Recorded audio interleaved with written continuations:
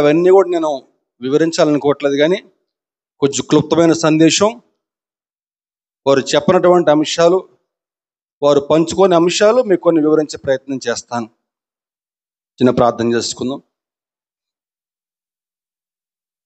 మహాపరిశుద్ధుడా, కనికర సంపూర్ణుడా, నీ పరిశుద్ధమైన పాదాలకి వందనాలు. కృపా కనికర సంపూర్ణుడా, ఇంతవరకు నాయనా నీ బిడ్డల ప్రభు నాయనా సిలువలో ఆనాడు మీరు పలికిన 7 మాటలు ప్రభు చక్కగా స్పష్టంగా వివరంగా చెప్పుటకు సహాయం చేశారు. ఈ ఆత్మ నడిపింపునిచ్చారు తండ్రి. స్తోత్రం అర్పిస్తున్నాను దేవా. ఇదిగో నాయన ఈ సమయంలో నా ప్రభువు ఆ యొక్క సందేశాల యొక్క సారం నాయన క్లుప్తంగా వివరించాలని చెప్పి నేను నిలబడి ఉంటుండగా వట్టివాడిని, ఎన్నిక లేనివాడిని, అయోగ్యుని ప్రభు నిశ్చితమైతే కొద్ది సమయం నీకు సిలువ చాటును మరుగుపరిచి ఇక్కడ చేరిన ప్రతి ఒక్క బిడ్డతో మాట్లాడి మీరే స్తుతి ఘనత మహిమ పొందమని మా ప్రభువును మా రక్షకుడిని ప్రియకుమారుడు యేసుక్రీస్తు వారి అతి శ్రేష్టమైన నామంలో మిక్కిలి వినముగాడి వేడుకొనుచున్నాను తండ్రి, ఆమెన్.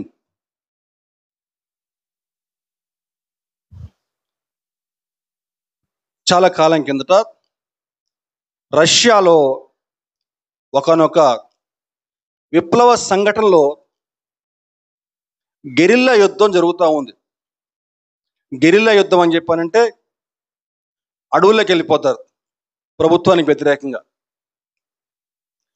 గెరిల్లా యుద్ధం జరుగుతున్న సమయంలో ఒక గుంపుగా ఉన్నారు. అయితే ఆ గుంపులో నెమ్మదిగా వాళ్ళ వస్తువులు మాయమైపోతున్నాయట. అంటే ఎవరు దొంగతనం చేస్తూ ఉన్నారు. అంటే వాళ్ళలోనే ఒకడు దొంగ ఉన్నారనమాట. అయితే ఆ యొక్క గుంపుకి అధికారి, ఒక దళాధిపతికి ఇలా జరుగుతుంది, మరి ఏం చేద్దాము అని చెప్పానంటే గట్టిగా శిక్ష విధిద్దాము, మళ్ళా ఎవరు కూడా తప్పు చేయకుండా అని చెప్పని ఆ దళాధిపతి ఒక ఆజ్ఞ జారీ చేశాడు. ఏంటి అని చెప్పానంటే దొంగ దొరికితే 40 కొరడ దెబ్బలు విధించాలి, అది శిక్ష. సరే, మొత్తానికి 2 రోజుల్లో ఆ దొంగ దొరికేశాడు. ఆ దొంగ మరెవరో కాదు, ఆ దళాధిపతి యొక్క తల్లి దొంగ. తల్లిని చూడగానే ఒక్కసారి ఆ దళాధిపతి యొక్క మనస్సు ద్రవించిపోతుంది. అయ్యో, ఎదురుగా నా తల్లే ఉందా, ఏం చేయాలి మరి? ఆజ్ఞేమో జారీ చేశాడు 40 కొరడ దెబ్బలని చెప్పని. ఇచ్చినటువంటి ఆజ్ఞ తిరిగి మళ్ళా వెనక్కి తీసుకోలేడు. ఏం చేయాలయ్యా అని చెప్పని కళ్ళు మూసుకుని ఆలోచన చేస్తూ ఉండగానే ఆ లోపులోనే గబగబా మిగిలిన వాళ్ళు ఆ తల్లిని 2 స్తంభాలు కట్టేసేసి గట్టిగా ఒక కొరడ దెబ్బను వేశారట. కళ్ళు మూసుకుని ఆలోచిస్తున్నవాడు ఆ శబ్దం విని ఒక్కసారిగా కళ్ళు తెరిచి ఆపండి అని చెప్పని గట్టిగా కేకవేసి ఆ తల్లిని పక్కకు తప్పుకోమని చెప్పని, ఇదిగో తప్పు చేసిన తల్లి శిక్ష పడాల్సిందే, కానీ ఆ శిక్ష నాకు వేయండి అని చెప్పని ఆ తల్లిని పక్కకు తప్పించి ఆ తల్లి స్థానంలో ఆ దళాధిపతి నిల్చున్నాడండి. దేవునికి స్తోత్రం, హల్లెలూయా. ఆ 40 కొరడ దెబ్బలు ఆ దళాధిపతి తిన్నాడు. గమనించాలి, ఆ తల్లి బదులుగా వేరే ఇంకెవరినో నుంచోమని చెప్పనుంటే అది అన్యాయపు తీర్పు అయి ఉండేది. తప్పు చేసింది, శిక్ష తప్పకుండా పడాల్సిందే. కానీ ఎదురుగా ఉన్న తన తల్లి కాబట్టి ఆమె బదులుగా ఆ శిక్ష ఎవరు భరించారండి? ఆ కుమారుడు భరించాడు. ఇదిగో 2025 years బ్యాక్ అదే జరిగిందండి. తన సృష్టిగా ఉన్న నువ్వు నేను మానవుడు పాపం చేశాడు, దేవుని యొక్క ఆజ్ఞను అతిక్రమించాడు. ఆజ్ఞ అతిక్రమమే పాపము, పాపం వలన వచ్చు జీతము మరణము. పాపం చేశారు కాబట్టి ఖచ్చితంగా మరణించాల్సిందే. కానీ తన చేతులతోటి తన బిడ్డలు అరే నరకంలో కాలిపోతున్నారే, నరకాగ్ని గుండంలో కాలిపోవడం ఇష్టం లేక ఆ పరమ తండ్రి ఏం చేశాడయ్యా అని చెప్పానంటే తన ప్రియతమ కుమారుణ్ణి ఈ లోకానికి పంపించాడు. పాపం చేసింది నువ్వు నేను, వాస్తవానికి మరణించాలి నువ్వు నేను. కానీ మనల్ని అత్యధికంగా ప్రేమించినటువంటి తండ్రి ఆ శిక్షను తన కుమారుడు భరించేలాగా తన కుమారుడిని పంపించాడండి. దేవునికి స్తోత్రం కలుగునుగాక. హల్లెలూయా. అందుకే ఉంటుంది యెషయా గ్రంథంలో మాట ఏముందంటే 53:10 53:10 అతని నలగగొట్టుటకు యెహోవాకు ఇష్టమాయెను, ఆయన అతనికి వ్యాధి కలగజేసెను, అతడు తన్ను తానే అపరాధ పరిహారార్థ బలి చేయగా అతని సంతానము చూచును, అతడు దీర్ఘాయుష్మంతుడగును, యెహోవా ఉద్దేశము అతని వలన సఫలమగును. యెహోవా ఉద్దేశము సఫలం కావాలి. మానవుడు పాపం చేశాడు, పాపాన్ని ఖచ్చితంగా శిక్ష పడాల్సిందే. గొర్రెల యొక్కయో మేకల యొక్కయో కోడల యొక్క రక్తము ఆ పాపం తీసివేయడం అసాధ్యం. లేదా ఒక దేవదూతను లేకపోతే ఒక ప్రవక్తను ఆయన బదులు పంపిస్తే అది అన్యాయపు తీర్పు అయి ఉండేది. న్యాయమైన తీర్పు కావాలని చెప్పంటే తన కుమారుణ్ణే ఈ లోకానికి పంపించాలి. అందుకే తన కుమారుడికి రక్త మాంసములు ధరింపచేసి, దేవునికి స్తోత్రం, రక్త మాంసములు ధరింపజేసి ఈ లోకానికి మానవునిగా పంపాడండి. మానవులుగా మనం చేసిన పాపాలకి శిక్షగా బలియాగంగా తనను తాను అర్పించుకునేలాగా దేవుడు తీర్పు తీర్చాడు. కుమారుడు కూడా తన తండ్రి ఏమైతే చెప్పాడో దానికి పూర్తి విధేయతతోటి ఏమాత్రం కూడా మరలా ఇంకా మారు మాట చెప్పకుండా, ఎంత విధేయత అండి! శిలువ మరణం పొందినంతగా విధేయత కలవాడే తగ్గించుకొనును. ఫిలిప్పీ పత్రికలో 2వ అధ్యాయము 6-8 వచనాలు, 2వ అధ్యాయము 6-8 వచనాలు, ఆయన దేవుని స్వరూపం కలిగిన వాడే ఉండి దేవునితో సమానంగా ఉండుట విడిచిపెట్టకూడని భాగ్యమని ఎంచుకొనలేదు, కానీ మనుష్యుల పోలికగా పుట్టి దాసుని స్వరూపం ధరించుకుని తన్ను తానే రిక్తునిగా చేసుకును. మరియు ఆయన ఆకారమందు మనుషుడుగా కనపడి మరణము పొందినంతగా, శిలువ మరణం పొందినంతగా విధేయత చూపిన వాడే తనను తాను తగ్గించుకున్నాను. ఎంత విధేయత అండి! ఆనాడు శిలువపై ఆయన అంతగా తగ్గించుకోకపోతే ఈరోజు ఖచ్చితంగా నువ్వు నేను నరకంలో కాలిపోయి ఉండేవాళ్ళమండి. ఆనాడు ఆ విధంగా తగ్గించుకోబట్టే, దెబ్బలు ఆ విధంగా తినబట్టే ఈనాడు నీకు నాకు ఈ చక్కని భాగ్యం అండి. దేవునికి స్తోత్రం. శిలువ మరణం అని చెప్పంటే మామూలు మరణం కాదండి, చాలా భయంకరమైన మరణం అన్నమాట. ఆనాడు రోమా ప్రభుత్వం విధించే శిక్షల్లో చాలా భయంకరమైన శిక్ష అన్నమాట. 40 కొరడ దెబ్బలు, ఒకటి తక్కువ.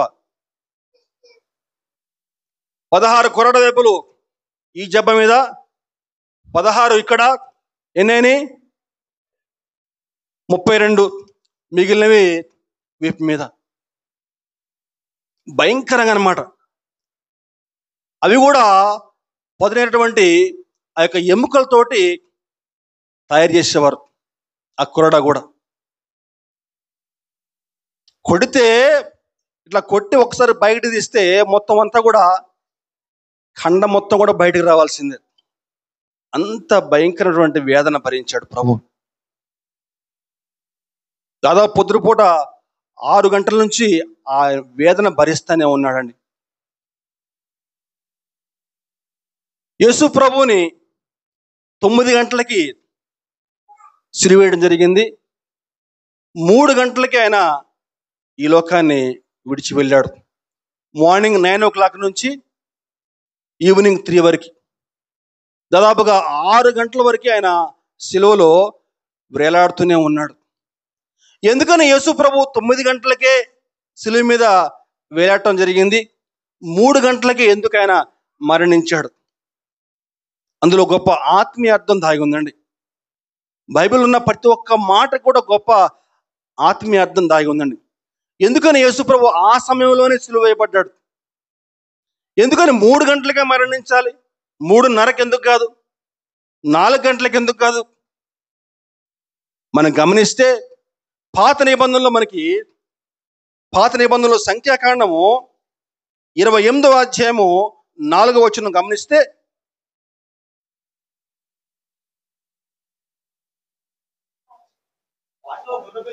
వాటిలో ఒక గొర్రె పిల్లను ఉదయమందు అర్పించి సాయంకాలం ముందు రెండవ దానిని అర్పించవలెను.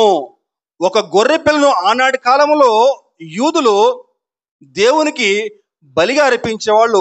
ఉదయం పూట ఒక గొర్రె పిల్లని, సాయంకాలం పూట మరొక గొర్రె పిల్లని బలిగా అర్పించేవాళ్ళు. మరి ఉదయం అని చెప్పి అంటే 9 గంటలు అని చెప్పి మీరు ఎట్లా చెప్తారు సార్? గమనించాలి, దానికి బైబిల్లో కూడా కొన్ని ప్రూఫ్స్ ఉన్నాయండి. ఉదయం పూట 9 గంటలు, సాయంకాలం పూట 3 గంటలు. ఆ సమయాల్లో ఖచ్చితంగా యూదులు దేవాలయంలో కూడుకునేవారు ప్రార్థన కోసం. మనకి అపోస్తల కార్యము 2వ అధ్యాయము 15వ వచనం చూస్తే, 2వ అధ్యాయం 15వ వచనం చూస్తే, మీరు ఊహించినట్టు వీరు మత్తులు కారు, ప్రొద్దుపొడిచి జామైనా కాలేదు. ప్రొద్దుపొడిచి జామైనా కాలేదు, జాము అయినా కాలేదు అనే పదాన్ని గమనిద్దామండి. జాము అని చెప్పని మనకు తెలుగులో ఉంది. అది ఇంగ్లీష్లో చూస్తే seeing it is but the third hour of the day అని ఉంటుందండి. Third hour of the day అనే పదం ఉంటుందండి. మనకి గూగుల్లో కనుక third hour of the day అని కొడితే ఏంటని చెప్పానంటే మార్నింగ్ 9 o'clock అని ఉంటుందండి. దేవునికి స్తోత్రం, హల్లెలూయా. అంటే యేసు ప్రభు ఆకాశానికి ఆరోహణమైన తర్వాత, పరలోకానికి ఆరోహణమైన తర్వాత ఏం చెప్తాడండి? ఆదరణకర్త వస్తాడు, అంతవరకు మీరు కనిపెట్టుకుని ఉండండి అని చెప్పి అంటారు.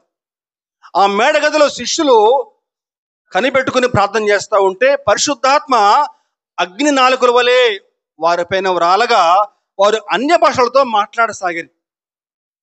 అందరూ వారిని చూసి ఏమన్నారని చెప్పారంటే, వీరు బాగా తాగేశారు, అందుకే అట్లా మాట్లాడుతున్నారు అని చెప్తారు. ఇప్పుడు పేతురు లేచి అంటాడు, ఏం మాట్లాడుతున్నారయ్యా? ఏంటి మీరు మాట్లాడేది? పొద్దు పొడిచి జామైనా కాలేదు అంటే it is morning 9 o'clock. Morning 9 o'clock తాగుతారా? ఏం మాట్లాడుతున్నారు అని చెప్పని పదం అండి అక్కడ. అంటే మార్నింగ్ 9 o'clockకి 9 గంటలకి ప్రభువు ఎందుకని సిలువ వేయబడ్డాడు అంటే వారు చెప్పని అంశాలు నేను చెప్పాలని చెప్పి ఆశపడుతూ ఉన్నాను. అలాగే ఎందుకని మరి 3 గంటలకే ఆయన మరణించవలసి వచ్చింది? దానికి కూడా బైబిల్లో ఒక అర్థం దాగి ఉంది. మనకి అపోస్తల కార్యం 3వ అధ్యాయము 1వ వచనం చూస్తే, పగల 3 గంటలకు ప్రార్థనా కాలమున పేతురును యోహానును దేవాలయమునకు ఎక్కి వెళ్ళుచుండగా. పగల 3 గంటలకు అంటే ఆనాటి కాలంలో యూదులు ఖచ్చితంగా అక్కడ సమయం ఖచ్చితంగా పాటించేవారు. మార్నింగ్ 9 o'clock, ఈవినింగ్ 3 o'clock అన్నమాట. ఒకవేళ కనుక ఏదైనా కారణం చేత వారు మందిరానికి వెళ్ళలేకపోతే ఖచ్చితంగా వారి ఇంట్లోనే ఒక చిన్న పట్టా పరుచుకుని దేవాలయం వైపు కిటికీలు తెరిచి ప్రార్థన చేసేవాళ్ళండి. అందుకని ప్రభు 9 గంటలకి సిలువ వేయబడ్డాడు, 3 గంటలకి ఆయన ఈ లోకాన్ని విడిచి వెళ్ళటం జరిగింది. ఎంత భయంకరమైన మరణం కదండి. దాదాపుగా తమ్ముడు చెప్పినట్టు 150 kgs బరువు ఉంటుంది సిలువ. అంత భయంకరమైన సిలువను మోస్తూ యెరూషలేము నుంచి గొల్గొతా వరకు ఆయన నడిపిస్తూ ఉన్నారు. ఎట్లా? బట్టలతో కాదు, బట్టలు ఇప్పదీపిచ్చి. చాలా భయంకరమైనటువంటి పరిస్థితి. అవమానకరంగా ప్రభువుని కొడుతూ, దూషిస్తూ, తిడుతూ గుద్దుతూ, ఒక పక్క నుంచి మళ్ళా మానసికమైనటువంటి వేదన, యూదుల రాజట అని చెప్పి ఆపాసిస్తూ. అయితే సిలువ వేయబడ్డ తర్వాత మాట్లాడిన మొట్టమొదట మాట ఏం మాట అండి? తండ్రి, వీరేమి చేస్తున్నారో వీరు ఎరుగరు కనుక వీరిని క్షమించు. మాటలు చెప్పడం చాలా సులభం అండి, కానీ ఆచరణలు పెట్టడం అసాధ్యం. కానీ తను ఏమైతే చెప్పాడో దాన్ని తూచే తప్పకుండా పాటించిన వ్యక్తి ప్రభువైన యేసుక్రీస్తు అండి. పరిశుద్ధంగా జీవించాలి అని చెప్పాడు.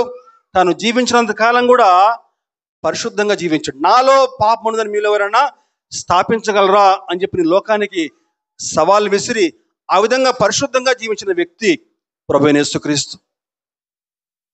ఆయన ఎంతగా క్షమించాడని చెప్పంటే, ఆయనకు క్షమాపణ ఎంత లోతుగా ఉందని చెప్పారంటే, కుడి పక్కన ఉన్న దొంగని క్షమించేశాడు. ఆయన ఉత్తముడు కాదండి. బరబ్బా అని చెప్పని బందిపోటు దొంగ ఉన్నాడు కదా, ఆ దొంగల్లో, ఆ యొక్క దొంగల సమూహంలో ఒక వ్యక్తి ఇతను.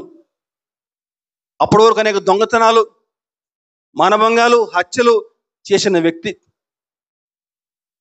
ఆ శిలువలో ఆయన వేలాడుతూ ఉంటే కుడి పక్కన ఒక దొంగ, ఎడం పక్కన ఒక ఇరువురు కూడా ఆయన అపహసిస్తూ ఉన్నారు. అప్పటి వరకు నువ్వు యూదుల రాజు కదా, ఈ దొంగ కూడా అపహసిస్తూ ఉన్నాడు. ఇద్దరును నువ్వు యూదుల రాజు కదా, నువ్వు రక్షించుకో, మమ్మల్ని కూడా రక్షించు అని చెప్పని కేకలు వేస్తూ ఉన్నారు. ఆ విధంగా మాట్లాడిన వాళ్ళు సడన్ గా ఆ కుడివైపు దొంగలో మార్పు గమనించింది. ఒక చక్కని మార్పు. ఏమంటున్నాడండి? ఏమంటున్నాడు? లూకా సువార్త 23వ అధ్యాయము 41వ వచనం. అయితే రెండో వాడు వానిని గద్దించి, నీవు అదే శిక్షా విధిలో ఉన్నావు కనుక దేవునికి భయపడవా? మనకైతే ఇది న్యాయమే, మనము చేసిన వాటికి తగిన ఫలము పొందుచున్నాము, కానీ ఈయన ఏ తప్పిదము చేయలేదని చెప్పి. చాలండి. ఎందుకని అంత మార్పు ఆయనలో కలిగింది? అప్పటి వరకు కూడా ఇద్దరు కూడా నిందిస్తూ ఉన్నారే, ఎందుకని ఆ దొంగలో అంత మార్పు కలిగింది? మనం జాగ్రత్తగా గమనిస్తే యేసుప్రభు మాట్లాడిన మొట్టమొదటి మాట, తండ్రి, వీరేమి చేస్తున్న వీరు ఎరుగరు గనక వీరిని క్షమించు. అంటే అతను అంతగా శ్రమ పడుతున్నా కూడా, అతన్ని అంతగా నిందిస్తున్నా కూడా, హింసిస్తున్నా కూడా కనీసం ఒక్క మాట కూడా మాట్లాడలేదే, ఎంత సహనంగా ఉన్నాడే అని చెప్పని ఆ యొక్క దొంగలో మార్పు కలిగిందండి. మార్పు కలిగి ఇతనిలో ఏ పాపము లేదని చెప్పని గమనించాడు. రెండవ దొంగను గద్దిస్తూ ఉన్నాడు, మనకి న్యాయమే కదా, ఈయన ఏ పాపము చేయలేదని చెప్పని చెప్తున్నాడండి. చరిత్రకారులు చెప్తారు, అతని పేరు డిస్మాస్ అని చెప్తారండి. రెండు దొంగల్లో ఒక దొంగ, కుడివైపున దొంగ పేరు డిస్మాస్, ఎడవైపున దొంగ పేరు సెస్టస్. డిస్మాస్ అని చెప్పానంటే అస్తమిస్తున్న సూర్యుని వైపు చూచువాడు, ఆ యొక్క తేజస్సు వైపు చూచువాడు. యేసుప్రభు ఆనాడు అస్తమిస్తా ఉన్నాడు, ఆ సూర్యుడు అస్తమిస్తా ఉన్నాడు, కాసేపట్లో మరణించబోతున్నాడు. అస్తమిస్తున్న సూర్యుని వైపు, ఆ యొక్క తేజస్సు వైపు చూసేటువంటి దొంగ డిస్మాస్.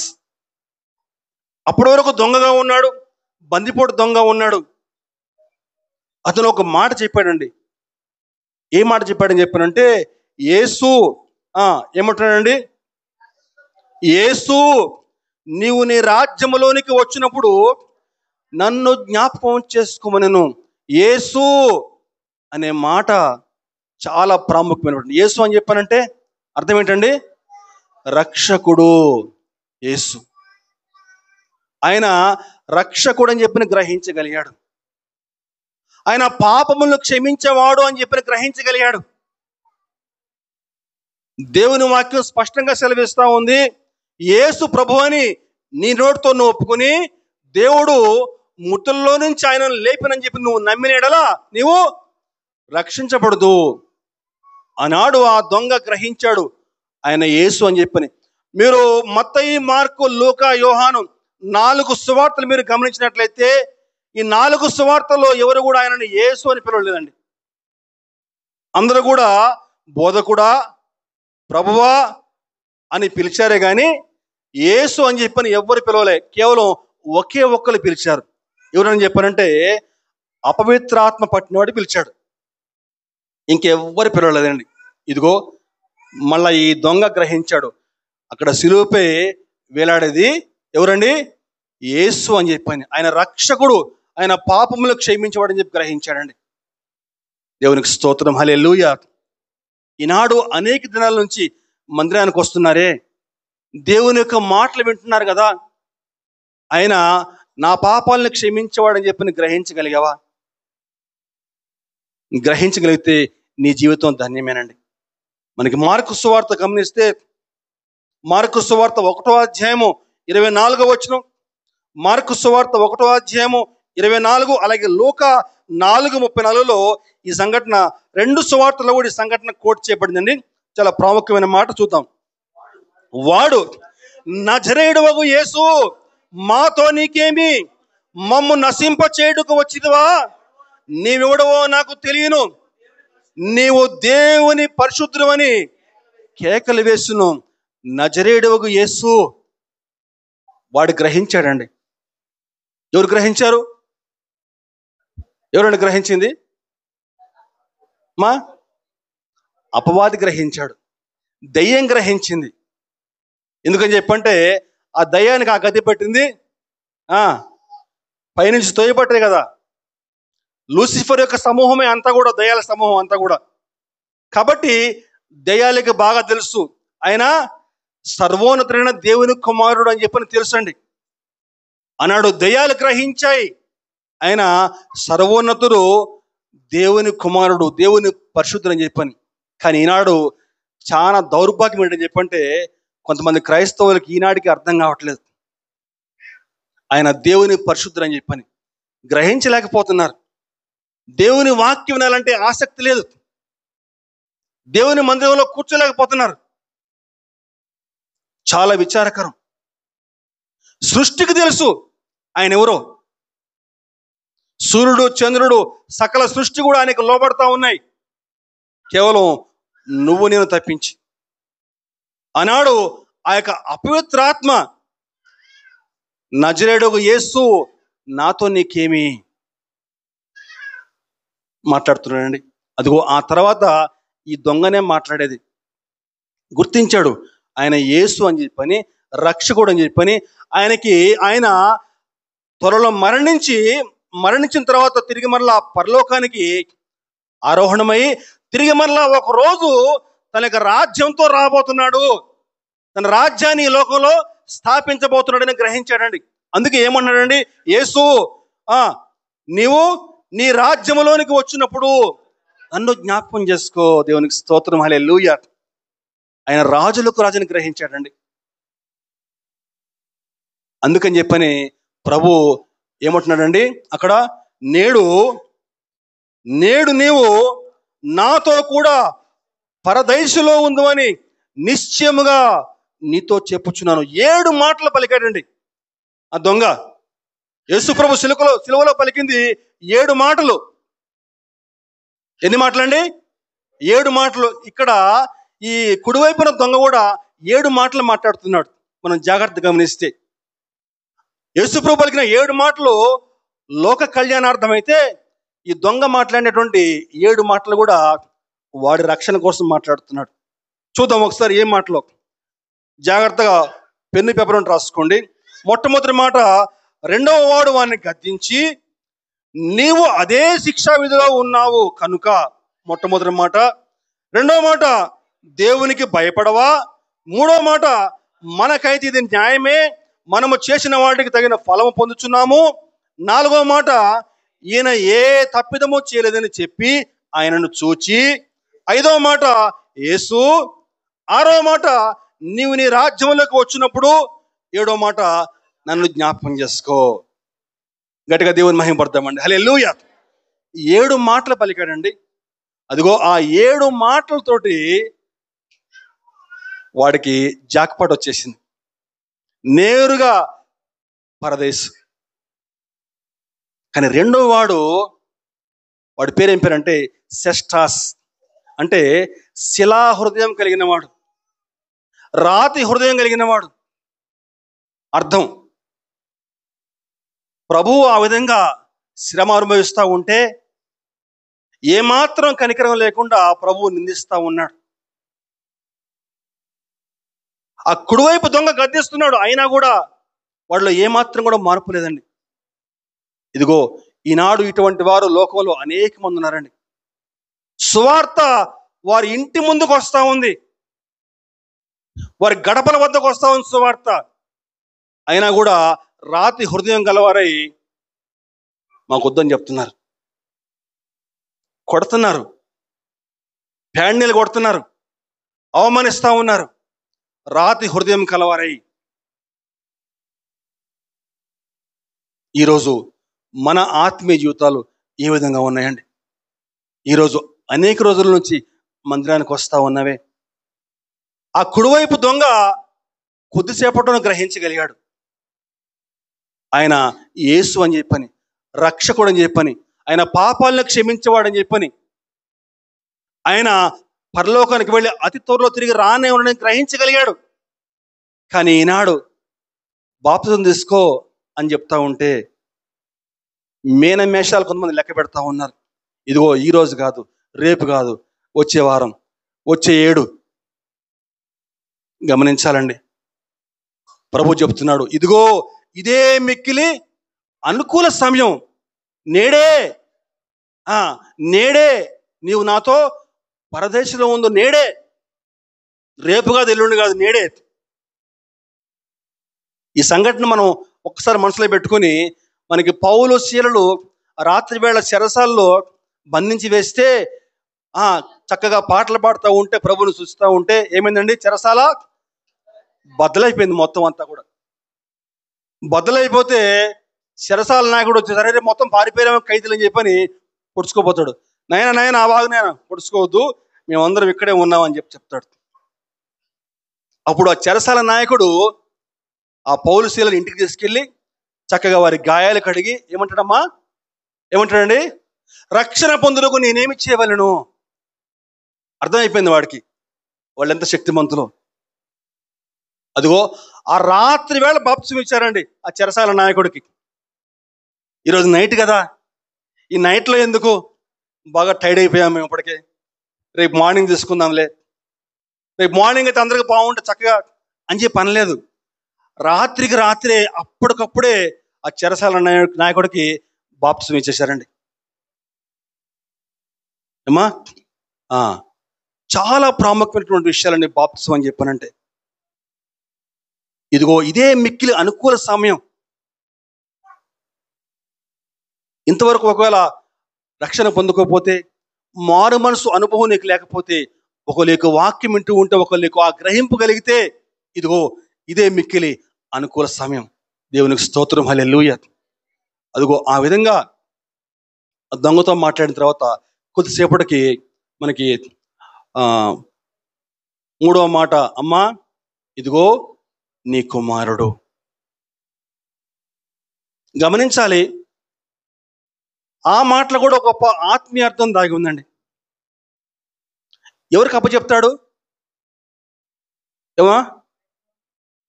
ఎవరికంటే అప్పచెప్పింది తల్లిని?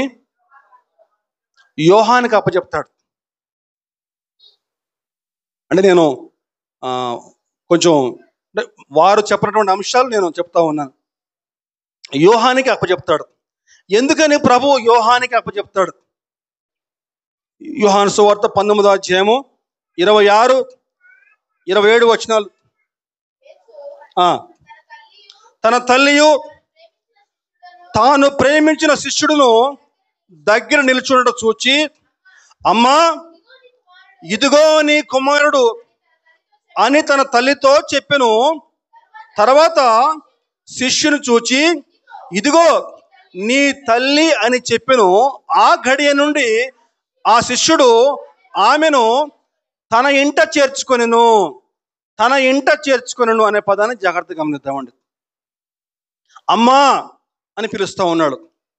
అమ్మా దీని ఒక మూల పదం మనం గమనిస్తే గ్రీకులో ఏముంటుంది చెప్పంటే GYNAI, గైనై అని ఉంటుందండి. గైనై అని ఉంటుందండి. గైనై అని చెప్పంటే అర్థం ఏంటని చెప్పంటే స్త్రీ అని అర్థం అండి. స్త్రీ. మనకి తెలుగులో అమ్మ అని ఉంటుంది, కానీ ఇంగ్లీష్లో ఉమెన్ అని ఉంటుందండి. ఉమన్. ఏముంది ఇంగ్లీష్లో అక్కడ? ఉమెన్ బిహోల్డ్ ద సన్ అని ఉంటుంది అక్కడ ఇంగ్లీష్లో. కొన్ని పదాలకి తెలుగు ఇంగ్లీష్కి కొంచెం చిన్న తేడా ఉంటుందండి. Women behold the sun. గమనించాలండి. గ్రీకులో గైనే అని ఉంటుందండి, హిబ్రూలో. అయితే ఒక ఆత్మీయ అర్థం మనం గమనించాలండి. ఎందుకని యేసు ప్రభు తన యొక్క తల్లిని యోహాను గారికి అప్పచెప్తాడు? గమనించాలి. కొంచెం జాగ్రత్తగా అర్థం చేసుకుంటే మనకు అర్థమైపోతుంది. గమనించాలి. ఇక్కడ స్త్రీ లేదా తల్లి అని చెప్పానంటే సంఘానికి గుర్తుగా చెప్పబడిందండి. సంఘము. విశ్వాసులకి తల్లి సంఘమే. సంఘము విశ్వాసుల్ని వాక్యం అనే పాల చేత పెంచి పోషిస్తుంది, విశ్వాసంలో నడిపిస్తుంది, జాగ్రత్తగా విశ్వాసంలో ముందుకు సాగేటట్టుగా చేస్తుంది, వెనక్కి జారిపోకుండా చేస్తుంది సంఘము. అయితే యేసు ప్రభు ఈ లోకానికి ఆరోహణం కాకముందు శిష్యులతో ఒక మాట చెప్తాడు. నేను తండ్రి వద్దకు వెళ్ళిన తర్వాత మీ కొరకు ఆదరణకర్తను పంపిస్తాను అని చెప్తాడు కదా. ఆదరణకర్తను పంపిస్తాను. ఇదిగో ఈ యోహాను అంటే అర్థం ఏంటని చెప్పంటే కృపావరము అని అర్థం అండి. యోహాను అని చెప్పంటే యోహాను గారు పరిశుద్ధాత్మ దేవునికి సాదృశ్యంగా ఉన్నాడు. అందుకే యేసుప్రభు ఆనాడు ఆరోహణమైనప్పుడు ఏమంటాడు శిష్యులతోటి? మీరు ఆదరణకర్త కోసం మీరు కనిపెట్టుకొని ఉండండి అని చెప్పని. ఆ పరిశుద్ధాత్ముడు సంఘాన్ని జాగ్రత్తగా పోషిస్తాడు, ఆదరిస్తాడు. మనం పాపంలో పడిపోకుండా మనల్ని గద్దిస్తాడు. ఎప్పటి వరకు? ప్రభువు వచ్చు పర్యంతము కూడా ఆ ఆదరణకర్త పరిశుద్ధాత్ముడు మనల్ని నడిపిస్తూ ఉంటాడు. అప్పటి నుండి ఆ కుమారుడు ఆ తల్లిని తన ఇంట చేర్చుకుని ఉంటుందండి. ఆత్మీయంగా చూసుకుంటే మన ఇల్లు పరలోకమేనండి. ఆ పరలోకం చేరాలంటే నీకు ఖచ్చితంగా పరిశుద్ధాత్మ దేవుడు నీకు తోడుగా ఉండాల్సిందే. దేవునికి స్తోత్రం, హల్లెలూయా. ఆనాడు ఇస్సాకు రెబెకాలు ఎక్కడ కలుసుకున్నారండి? ఒక పొలంలో కలుసుకున్నారండి. రెబెకా ఒంట్ల మీద వస్తూ ఉంటే ఇస్సాకు పొలంలో ధ్యానించుండగా అక్కడ రెబెకా కనిపిస్తుంది. పొలంలో కలుసుకున్న తర్వాత అక్కడి నుంచి ఇస్సాకు రెబెకాని తీసుకుని తన గుడారంలోనికి తీసుకుని పోయిన మాట మనం జ్ఞాపకం చేసుకుందామండి. ఈనాడు మనం ఆ పరలోకం చేరుకోవాలని చెప్పంటే నీకు ఖచ్చితంగా ఆ పరిశుద్ధాత్మ దేవుడు నీకు అవసరం. దేవునికి స్తోత్రం, హల్లెలూయా. మరి ఆ పరిశుద్ధాత్ముడు మరి నీకు కావాలని చెప్పానంటే ఎలా పొందుకుంటావు పరిశుద్ధాత్మ దేవుణ్ణి? పేతురు గారు ఏమంటారండి? మీరు మారు మనసు పొంది పాప క్షమాపణ నిమిత్తమై యేసుక్రీస్తు వారి నామమున బాప్తిసం పొందినప్పుడు మీరు పరిశుద్ధాత్మను వరము పొందుదురు. చూద్దాం వాక్యంలో అపోస్తలుల కార్యం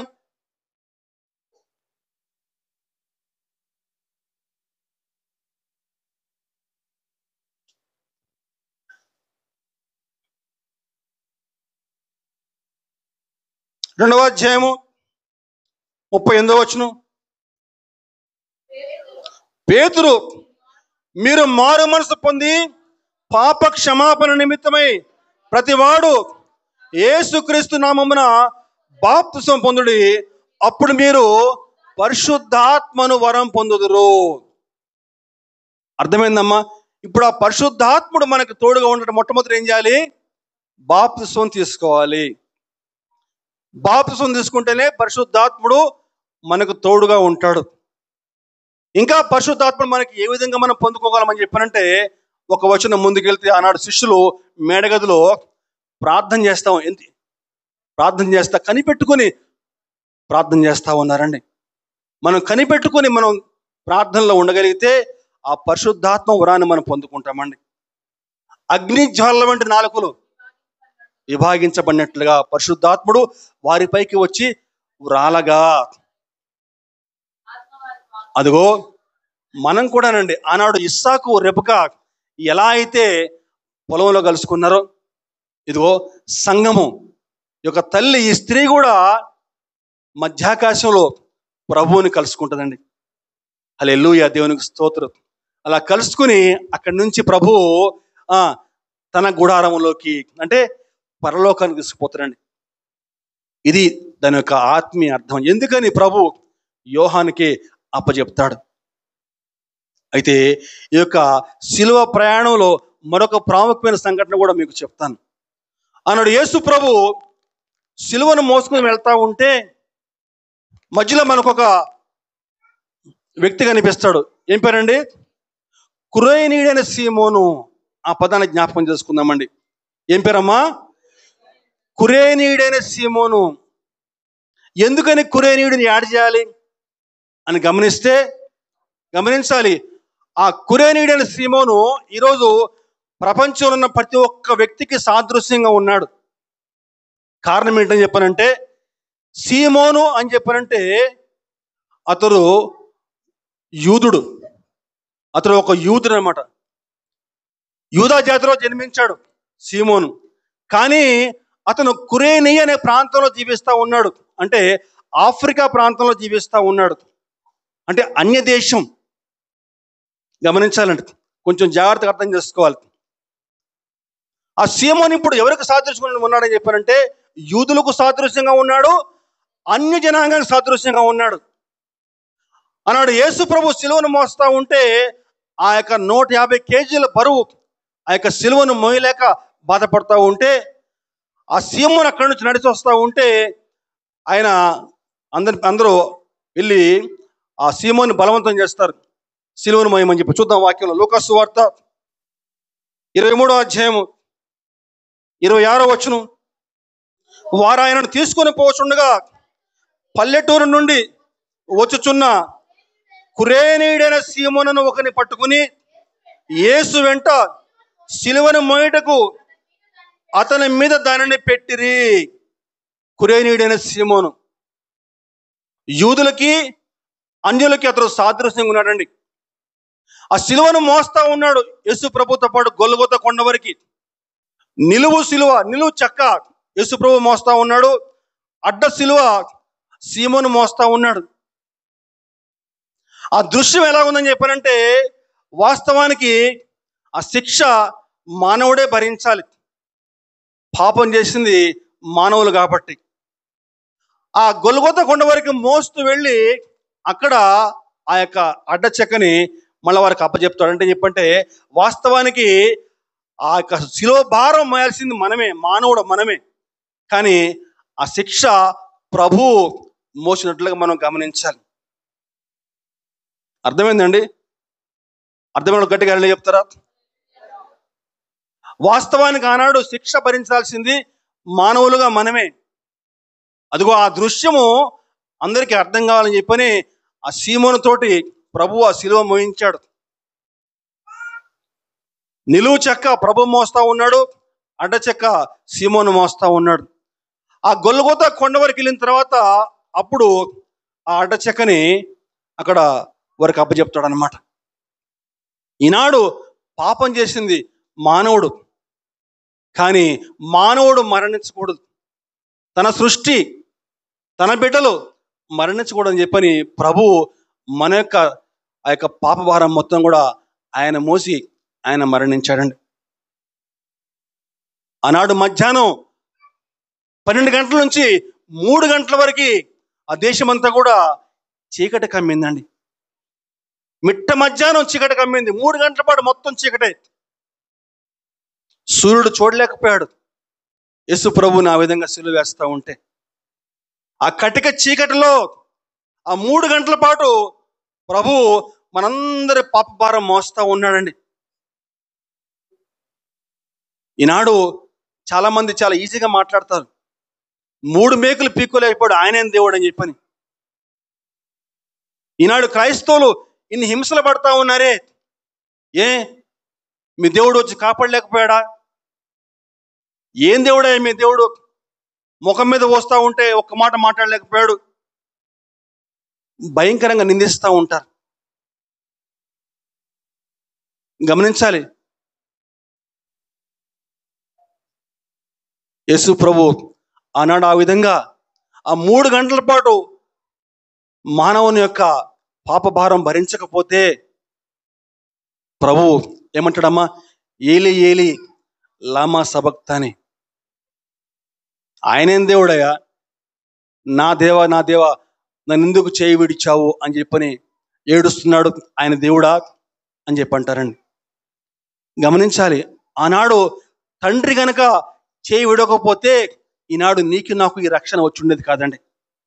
ఆనాడు సిలువలో తండ్రి కుమారునికి చేయి విడవబట్టే ఈనాడు మానవునికి గొప్ప రక్షణ అండి. ఈ సత్యం తెలుసుకోలేకపోతున్నారు, చాలా ఈజీగా నింద వేస్తూ ఉన్నారు. 3 గంటల పాటు సిలువలో ఆ వెల పూర్తిగా చెల్లించాడు. వెల పూర్తిగా చెల్లించి సమాప్తమైందని చెప్తున్నాడు. సమాప్తమైనది తమ్ముడు చెప్పినట్టుగా అది మానవుని యొక్క సంఖ్య 6 సమాప్తమైనది. 6 ఉన్నాయి కదా, సమాప్తమైనది 6 అనేది మానవుని యొక్క సంఖ్య. ఏ మానవుని కోసమైతే ఆయన ఈ లోకానికి వచ్చాడో ఆ లెక్క మొత్తం కూడా పూర్తయిపోయింది కాబట్టి ఆయన సంతృప్తి చెప్తున్నాడు, సమాప్తమైందని చెప్పేసి. దేనికోసం ఆయన ఈ లోకానికి వచ్చాడు? అపవాది క్రియలు లయపరచుటకు ఆయన ఈ లోకానికి వచ్చాడు కాబట్టి సంతృప్తిగా సమాప్తమైందని చెప్తున్నాడండి. బీదలకు సువార్తలు ప్రకటించుటకు, గుడ్డివారి కన్నులు తెరచుటకు ఆయన ఈ లోకానికి వచ్చాడు. అదంతా కూడా ఈ లోకంలో ఆయన సంపూర్తి చేశాడు. అందుకనే ఆయన సమాప్తమని చెప్తున్నాడు. ఇంకా పాపులను రక్షించుటకు ఆయన ఈ లోకానికి వచ్చాడు. అది కూడా సిలువలో ఆ కార్యం పూర్తయిపోయింది కాబట్టి సమాప్తమని చెప్తున్నాడండి. ఇట్ ఈస్ ఫినిష్డ్, అది మొత్తం కూడా పూర్తి అయిపోయింది కాబట్టి సమాప్తమని చెప్తున్నాడు. ఎందుకని ఆ మాట చెప్పాడు? ఇదిగో ఎందుకని ఆ మాట చెప్తున్నాడు. చివరిగా, తండ్రి నీ చేతికి నా ఆత్మను అప్పగిస్తున్నాను. ఈ మాటలో గొప్ప మర్మం దాగి ఉందండి, గమనించాలి. సాధారణంగా మానవులుగా మనం మరణించిన తర్వాత మన్నైనది మన్నైపోవును, ఆత్మ దేవుని వద్దకు. ఎందుకంటే నరుని ఆత్మ యెహోవా పెట్టిన దీపం. కానీ యేసుప్రభు విషయంలో అలా కాదండి. యోహాను సువార్త 10వ అధ్యాయం 17-18 వచనాలు, నేను దానిని మరలా తీసుకున్నట్లు నా ప్రాణం పెట్టుచున్నాను, ఇందువల్లనే నా తండ్రి నన్ను ప్రేమించున్నాడు. ఎవడును నా ప్రాణము తీసుకున్నాడు, నా అంతట నేనే దాన్ని పెట్టుచున్నాను. దాన్ని పెట్టుటకు నాకు అధికారం కలదు, దాన్ని తిరిగి నాకు అధికారం కలదు. నా తండ్రి వలన ఈ యాజ్ఞ పొందితిని. అంటే యేసు ప్రభు తాను ఎప్పుడైతే తన ఆత్మను అప్పగించాలనుకున్నాడో అప్పుడే అప్పచెప్తున్నాడు ఆత్మని. మనకి ఆయనకి తేడా అదేనండి. మానవులమైతే మనం చనిపోతానే మన ఆత్మ దేవుని వద్దకు వెళ్ళిపోతుంది. కానీ ప్రభువు ఆయన ఎప్పుడు అనుకుంటే అప్పుడు, ఎవడు కూడా నా ప్రాణము తీసుకోలేడు. చక్కని మాట కదండి. అక్కడ 4వ మాటలో ఏలి ఏలి లామా సబక్తాని, అక్కడ ఏంటో చెప్పానంటే తండ్రి కుమారుడు యొక్క చేయి వదిలిపెట్టేశాడు. కానీ ఇక్కడ చివరికి వచ్చేసరికి తిరిగి మళ్ళీ సహవాసం వల్ల తిరిగి మళ్ళా రీజనరేట్ అయిపోయింది అనమాట. తిరిగి మళ్ళా జనరేట్ అయిపోయింది. అందుకనే తండ్రి అని పిలవగలుగుతున్నాడు. అక్కడ ఏం చెప్తున్నాడు? నా దేవా నా దేవా నా చేయి ఎందుకు వదిలేశావు? ఎందుకంటే అక్కడ పాపి స్థానంలో ఉన్నాడు. అక్కడ తండ్రి అని పిలవలేకపోయాడు. ఒక్కొక్క మాటలో చాలా లోతున అర్థం ఉందండి. కానీ చివరికి వస్తే మన తండ్రి అంటున్నాడు. ఎందుకని చెప్పంటే ఆ పాప వేళ పూర్తిగా చెల్లించాడు కాబట్టి తిరిగి మళ్ళీ తండ్రితో సహవాసం మళ్ళా జనరేట్ అయిపోయింది. అందుకనే తండ్రి అని పిలవగలిగాడండి. ఈరోజు అంత చక్కగా తండ్రి అని పిలవగలుగుతున్నాడు. నా ఆత్మను నీ చేతికి అప్పచెప్తున్నాను అని చెప్తున్నానని చెప్పానంటే అతనిలో ఎటువంటి దోషము లేదు కాబట్టి అంత ధైర్యంగా ఆ మాట చెప్పగలిగాడు. ఈరోజు నీవు నేను ఆ మాట చెప్పగలమా? ఒకవేళ ఈ రాత్రే రెండవ రాకడ వచ్చినట్లయితే ఈరోజు ఇక్కడ కూర్చున్న మనలో ఎంతమంది మనము ఎత్తబడే సంఘంలో ఉంటాము? గమనించాలి. వివాహ వయసు వచ్చేసిందండి, వివాహ కాలం వచ్చేసింది, కానీ వివాహ వయస్సు వచ్చిందా? త్వరలో పెళ్లి కుమారుడు రానే ఉన్నాడు, వివాహ కాలం వచ్చేసింది, కానీ వివాహ వయసు ఇంకా చాలా మందికి రాలేదు. మనలో అనేకమైన దోషాలు ఉంటున్నాయి, ఎన్నో పాపాలు ఉంటున్నాయి, ఎన్నో చాలా అంశాలు ఉంటా ఉన్నాయండి మనలో, సరి చేసుకునే అంశాలు. పరమగీతంలో మాట ఉంటుందండి, వివాహ వయసు ఇంకా మాకు రాలేదు, కానీ వివాహకాలం వచ్చేసింది. ఈరోజు మనల్ని మనం పరిశీలన చేసుకుందామండి. తమ్ముడు చెప్పినట్లుగా ఎవ్రీ ఇయర్ వింటూనే ఉన్న మాటలు 7 మాటలు, కానీ ఆ 7 మాటలు మనం ఎంతవరకు మనం గ్రహించగలుగుతున్నాం? ఆ 7 మాటల పరమార్థం ఎంతవరకు గ్రహించగలుగుతున్నాం? ఆ ప్రభు యొక్క మార్గంలో మనం నడవగలుగుతున్నామా? ఆయన యొక్క అడుగు జాడలో మనం నడవగలుగుతున్నామా? తన అడుగు జాడల్లో మనం నడుచులాగున ఆయన మనకు ఒక మాదిరి ఉంచిపోయానని చెప్పి ఉంటుంది వాక్యంలో. అదిగో ఆ మాదిరిని మనం అనుసరిస్తున్నామా? ఆ మాదిరిని మనం అనుసరిస్తే మన జన్మ ధన్యమేనండి. దేవుడు కొద్ది మాటలు దీవించునుగా.